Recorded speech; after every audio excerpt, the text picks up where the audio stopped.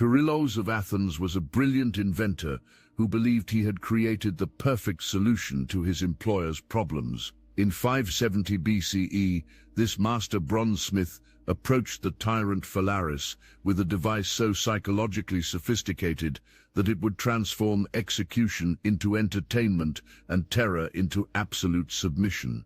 But Perillos made one fatal miscalculation. He thought understanding the psychology of public humiliation would protect him from becoming its victim.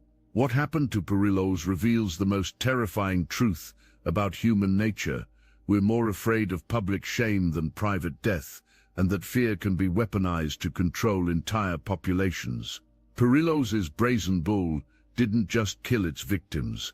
It transformed their death agonies into a public spectacle of humiliation, so devastating that witnessing it could break the will of thousands. By the end of this video, you'll understand why Robert Cialdini calls social rejection the master key to human compliance, and how Perillos' tragic fate reveals manipulation tactics being used to destroy reputations and control behavior right now. But first, let me tell you about the moment Perillos realized his perfect invention was about to become his perfect nightmare.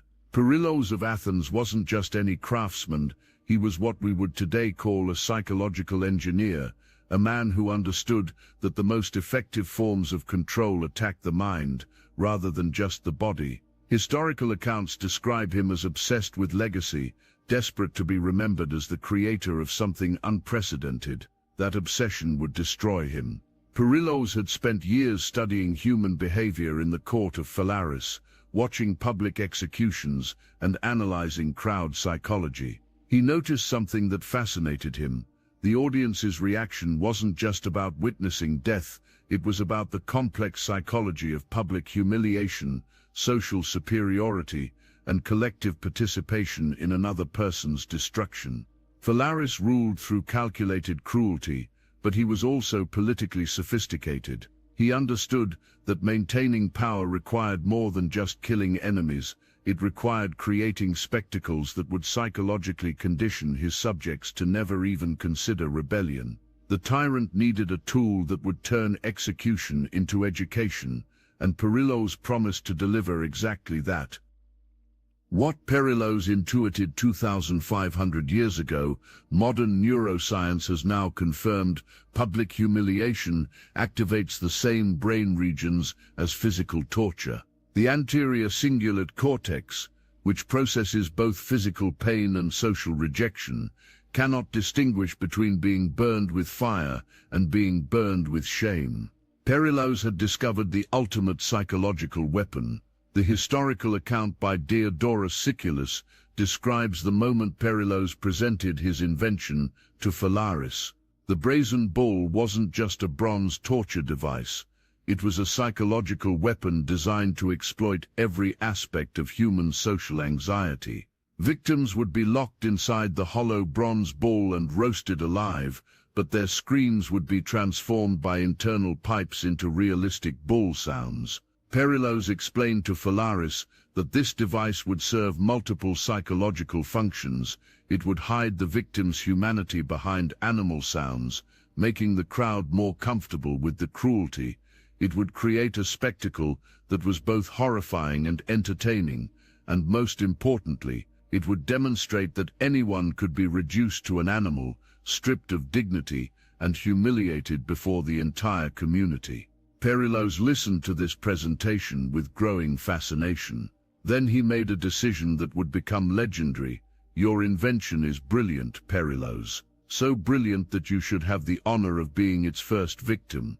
The man who had designed the ultimate humiliation machine was about to discover firsthand why public shame is more psychologically devastating than private torture. But Perillos' story reveals something even more disturbing about human nature.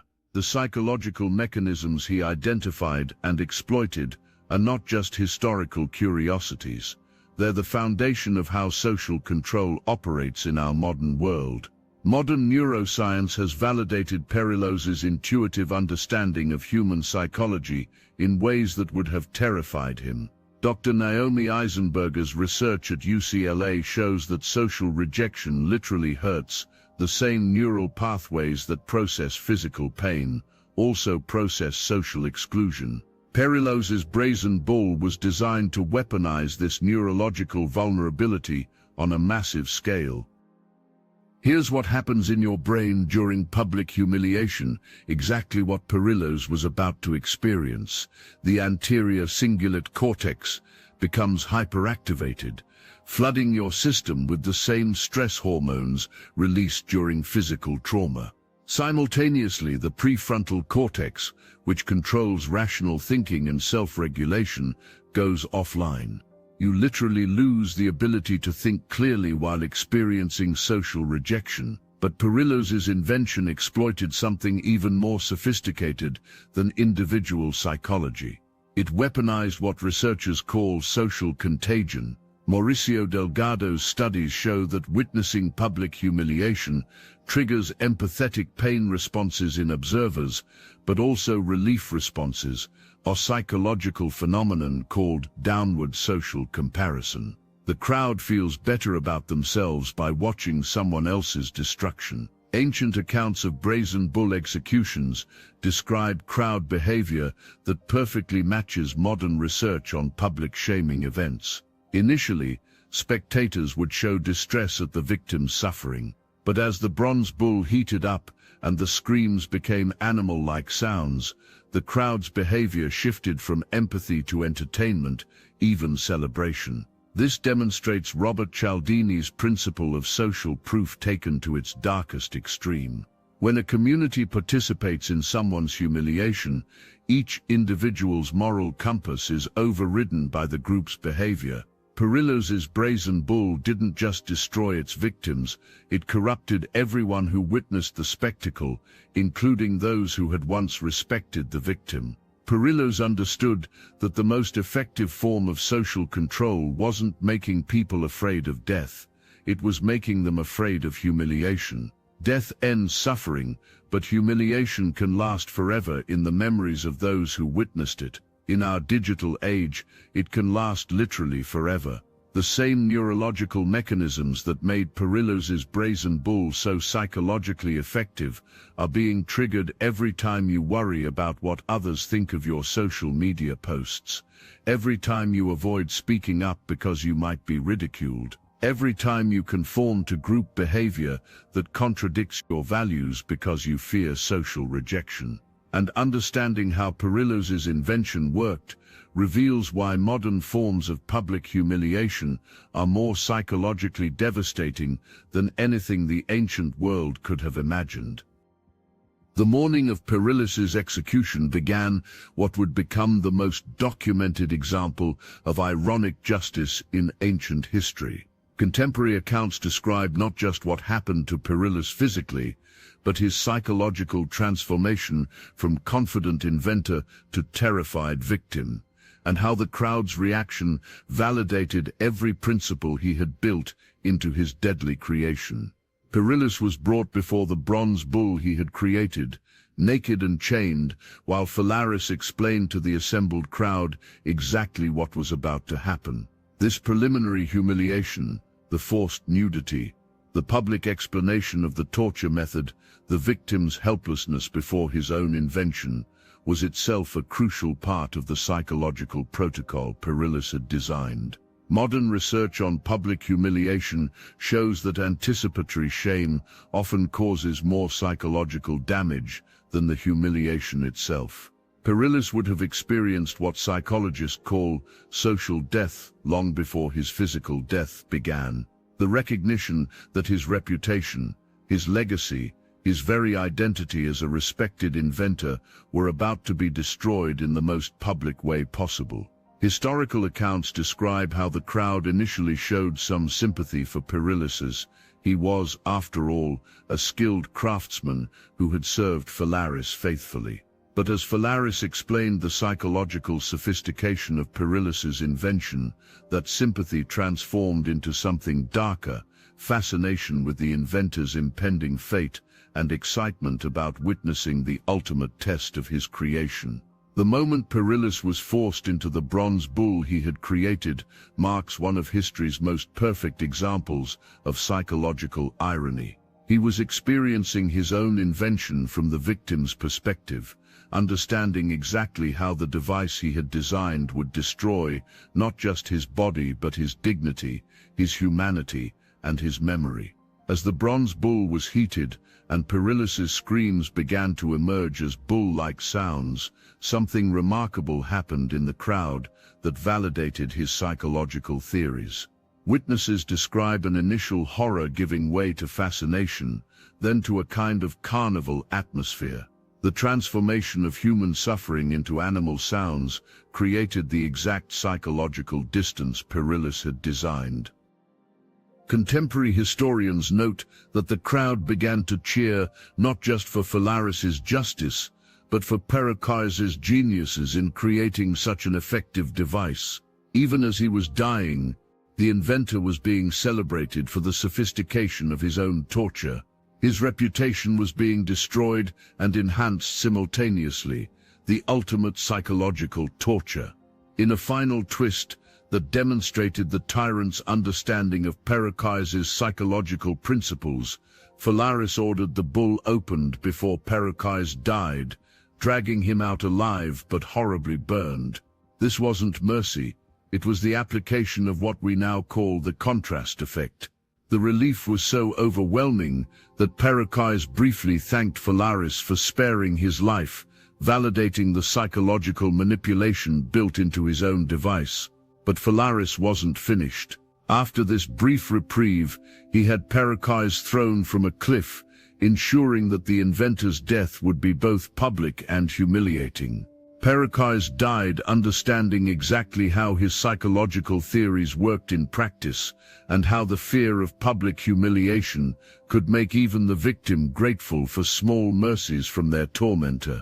Every principle Pericles built into his Brazen Bull can be found in modern public shaming campaigns, but amplified by technology to a degree that would have amazed the ancient inventor. Social media platforms have become bronze bulls that can roast someone's reputation while transforming their suffering into entertainment for millions of spectators worldwide. Consider how modern cancel culture follows the exact same psychological protocol as Pericles' Brazen Bull. First, the victim is stripped of context and nuance, reduced to a single statement or action that can be taken out of context. Then they're placed in a public arena where their suffering becomes visible to everyone. Finally, their attempts to defend themselves are transformed into further evidence of their guilt, just like human screams becoming animal sounds. Modern workplace humiliation tactics use Pericles' psychology with surgical precision. Public criticism in meetings designed to humiliate rather than correct, email chains that copy unnecessary recipients to maximize embarrassment, performance improvement plans announced to entire teams rather than handled privately. These create the same psychological conditions as ancient public execution, but with career death instead of physical death. School systems often accidentally replicate Pericles' Brazen Bull dynamics through public disciplinary actions, standardized test score announcements that shame struggling students, and zero-tolerance policies that prioritize spectacle over education. Students learn to fear public humiliation more than actual educational consequences, creating compliance through social anxiety rather than genuine learning. Political systems master Pericles' psychology through strategic leaks, public investigations designed more for humiliation than justice, and media campaigns that destroy opponents through shame rather than legal processes. The goal isn't justice, it's creating such fear of public humiliation that potential challengers self-censor before they even begin to resist. But modern public humiliation has achieved something even Pericles couldn't have imagined: permanence and global reach. Ancient crowds would eventually disperse and forget, but digital crowds never forget. Every humiliation becomes searchable, shareable, and eternally accessible, creating what researchers call digital scarlet letters that follow victims forever. The gig economy has weaponized peritized psychology through public rating systems that can destroy livelihoods through orchestrated humiliation campaigns. Uber drivers, restaurant workers, and freelancers live in constant fear of public ratings that can end their ability to earn money, just like ancient citizens feared the Bronze Bull. Social media algorithms specifically promote content that triggers emotional responses, meaning humiliation and outrage get more visibility than positive content. Peritizer's Brazen Bull has been automated. Artificial intelligence systems now identify and amplify human suffering for engagement and profit, turning psychological destruction into a business model. The common thread in all these modern applications is the same principle Peritized discovered: the fear of public humiliation can control behavior more effectively than the threat of physical harm. But understanding this mechanism gives us something ancient victims never had: the ability to recognize and resist digital bronze bulls. Perillos died believing his invention was perfect, but he was wrong about one crucial thing. He assumed that understanding the psychology of public humiliation would protect him from becoming its victim. He thought his knowledge made him immune to his own weapon. History has proven that understanding manipulation tactics is necessary but not sufficient for protection. You also need the courage to resist social pressure. The most effective resistance to Perillos' tactics throughout history has come from people who understood that public opinion is manufactured, not discovered. Socrates chose death rather than intellectual humiliation, but more importantly, he taught his students that the crowd's approval was worthless compared to personal integrity. He understood what Perillos forgot: not social rejection is survivable, but compromising your principles is not. Brené Brown's research on shame resilience provides specific strategies for surviving public humiliation campaigns, recognizing shame triggers before they overwhelm rational thinking, developing shame resilience through vulnerability practice, and building what she calls shame-resilient communities, minus groups of people who refuse to participate in public humiliation rituals. The first defense against Perillos' bronze bull tactics is what psychologists call values clarification, minus becoming clear about what you actually believe versus what you think others want you to believe. Most people are more afraid of disappointing strangers than violating their own principles, which makes them vulnerable to humiliation-based control, just like Perillos was vulnerable to Phalaris's manipulation. Perillos was isolated when he faced the bronze bull he had created, with no allies to defend him and no community to validate his worth beyond his usefulness to the tyrant.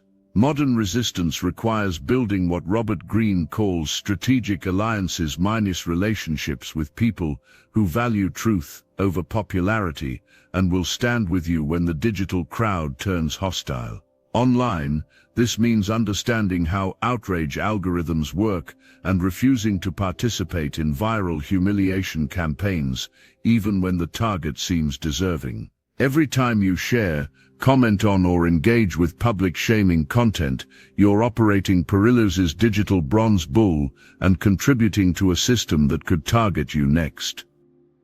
Practice what therapists call shame resilience, exercises minus deliberately doing small things that might invite social judgment to build your tolerance for disapproval.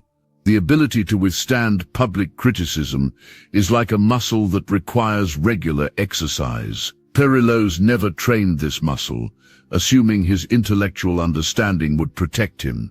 Challenge the cultural narratives that equate popularity with worth and public approval with moral correctness. The crowds that gathered to watch Perillos' execution weren't morally superior to their victim. They were just more numerous and more easily manipulated. Being popular doesn't make you right, and being criticized doesn't make you wrong. Perillos' death marked the beginning of what historians call spectacle-based governance, the use of public humiliation as a tool of social control. But it also marked the beginning of something else: human awareness that crowds can be manipulated into participating in atrocities, and that public opinion is often manufactured rather than authentic. Perillos' tragedy became a warning about the dangers of creating weapons you don't understand. The documentation of Perillos' execution influenced later philosophical developments in Greece and Rome. Thinkers like Marcus Aurelius and Epictetus developed Stoic principles specifically designed to resist crowd psychology and maintain individual moral compass regardless of public opinion. They understood what Perillos learned too late, that reputation is fragile but character is unbreakable.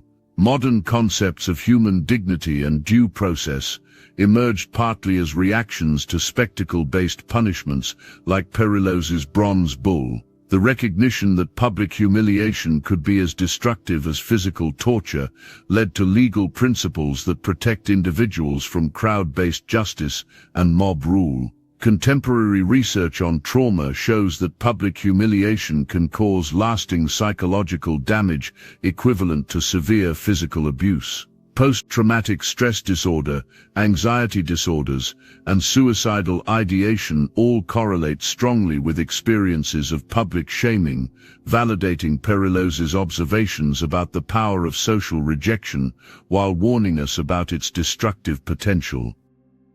Perillos' story teaches us that technological innovation without ethical consideration can create weapons that destroy their creators. His Bronze Bull was a technological marvel that became a moral catastrophe, just like many modern technologies that amplify human cruelty rather than reducing it. We have the same choice Perillos faced: use our understanding of psychology to build or to destroy.